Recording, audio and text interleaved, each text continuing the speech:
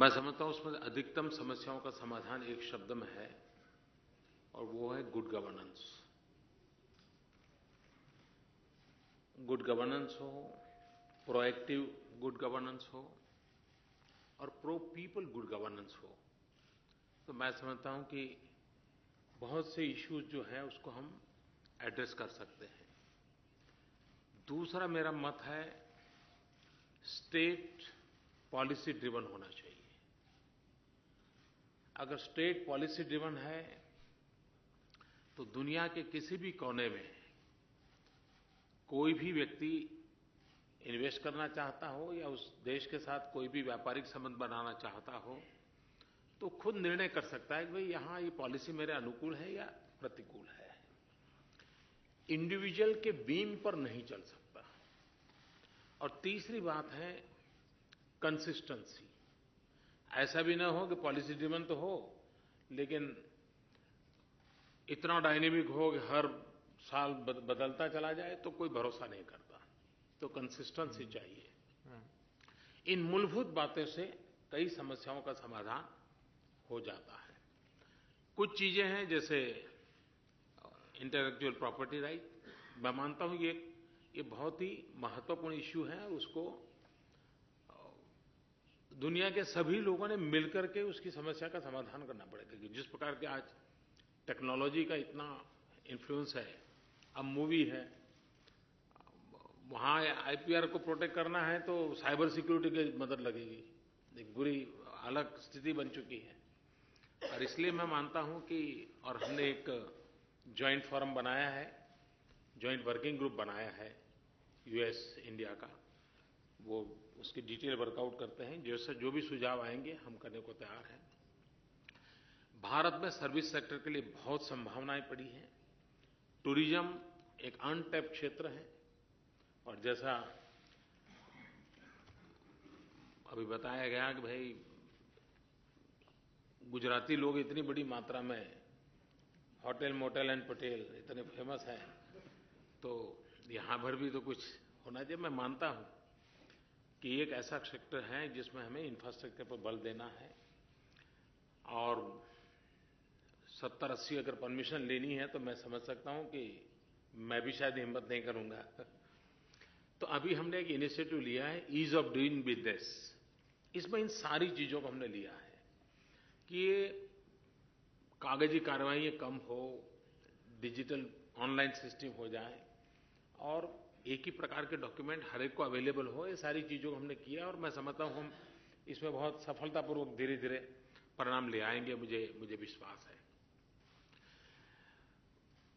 मैं ये भी सहमत हूँ कि कभी-कभार लोगों को लगता है कि भाई भारत इंपोर्ट करेगा कि नहीं करेगा। मेक इन इंडिया और इंपोर्ट रेजिम के बीच कोई कॉन्ट्राडिक्शन है क्या?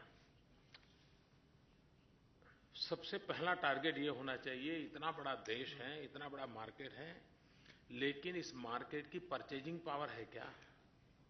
अगर भारतीयों का परचेजिंग पावर ही नहीं होगा तो दुनिया से क्या इंपोर्ट करेंगे?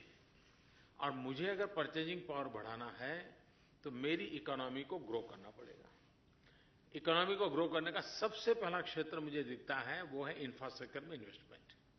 उसमें कोई इंपोर्ट एक्सपोर्ट का कोई झगड़ा ही नहीं है।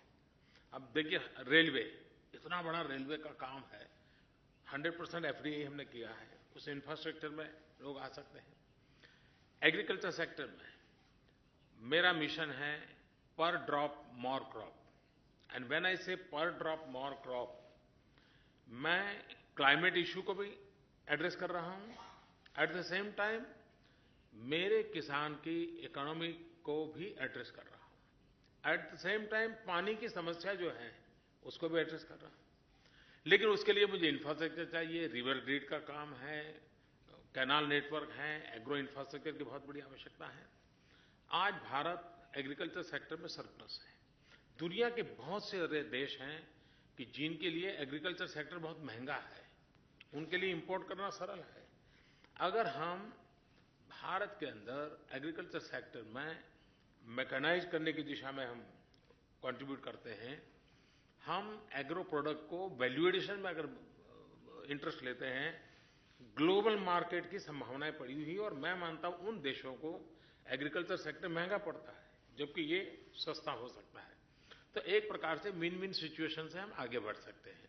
तो जिन जिन विषयों को आपने स्पर्श किया है, मैंने पहले ही कहा, मैं कंसिस्टेंसी में विश्वास, और जो गुजरात मॉडल की चर्चा डेव ने की, वो यही है कि वो पॉलिसी ड्रिवन स्टेट है, वहां कंसिस्टेंसी है, गुड गवर्नेंस पे बल था, और ये मूलभूत बातों को लेकर के मैं काम कर रहा हूं। तो आपने पिछले 6-8 महीने के मेरे अनुभव में देखा होगा कि इन चीजों में, और मैं मानता हूं कि सामने से जो बात आती है मैं उसको सबसे पहले सुनता हूं, मेरे डिपार्टमेंट से आती हो उसको मैं बाद में सुनता हूं, मेरे मेरे स्वभाव में है, ताकि मैं चीजों को अच्छे ढंग से समझ लेता हूं और उसका परिणाम ये आता है कि मैं बहुत जल्दी निर्णय कर पाता हूं।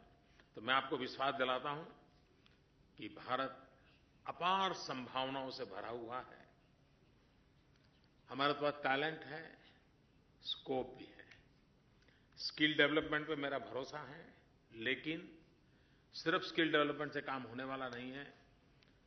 जिस स्पर्धा में आज हम हैं और जिनके साथ हमारी सबसे ज्यादा स्पर्धा है, मुझे 3 बातों पर मेरा बल है: स्किल, स्केल एंड स्पीड। मैं स्किल पर बल देना चाहता हूं, मैं स्केल बहुत बड़ा करना चाहता हूं, मैं स्पीड और गति से जाना चाहता हूं, और जो आपकी अपेक्षाओं के अनुसार मैच करेगी। मैं फिर एक बार आप सबका स्वागत करता हूं, और ये सीईओ फोरम, जैसे शुरू में कहा गया कि मैं बार-बार सुना जाए, मैं हमेशा अवेलेबल हूं, या मोस्ट वेलकम, मैं आपको सुनूंगा। और मैं एक अच्छा सुझाव रॉड्रिक्स ने दिया है कि बड़े प्रोजेक्ट को पीएमओ लेवल पर मॉनिटर किया जाए। I am agree with your suggestion Rodrigues, मैं मेरी तरफ जिम्मेवारी लेता हूं, जो बड़े प्रोजेक्ट्स हैं उसकी जिम्मेवारी मैं खुद लूंगा, मैं खुद मॉनिटर करूंगा। दूसरा, भारत की जो फेडरलिज्म है, तो स्टेट के साथ बहुत विषय जुड़े हुए हैं।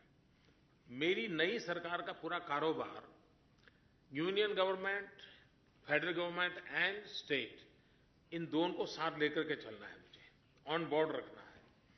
ईज ऑफ डूइंग बिजनेस है, तो मैंने सबसे पहले उनको तैयार किया है। तो स्टेट में भी वेरिएशंस की संभावना अब कम हो जाएगी। फेडरल गवर्नमेंट की सोच और स्टेट गवर्नमेंट की सोच, उसमें काफी निकटता रहेगी। तो ये जो छोटे-मोटे कॉन्फ्लिक्ट रहते हैं, उसका भी सॉल्यूशन हो जाएगा। फिर एक बार आप सबका बहुत-बहुत धन्यवाद। Thank you.